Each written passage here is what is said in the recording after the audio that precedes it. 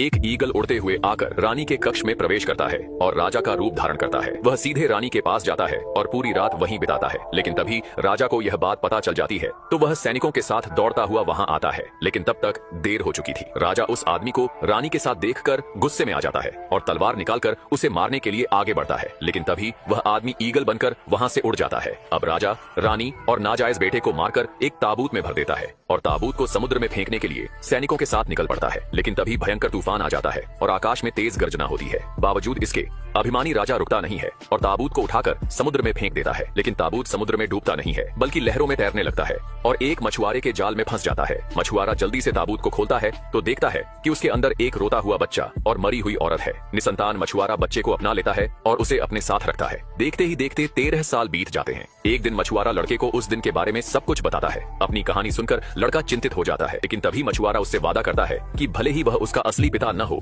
लेकिन वह उसे अपने सगे बेटे की तरह ही मानेगा। कुछ सालों बाद वह लड़का जवान हो जाता है और अपने पिता के साथ मछलियां पकड़कर गुजारा करने लगता है। यह जीवन कठिन था, लेकिन वे दोनों खुश थे। फिर एक दिन जब वे हमेशा की तरह मछलियां पकड़ने जाते हैं तो देखते हैं कि कई दिनों से उनके जाल में कुछ भी नहीं फंस रहा। मछुआरा बहुत निराश हो जाता है और भगवान पर गुस्सा होता है।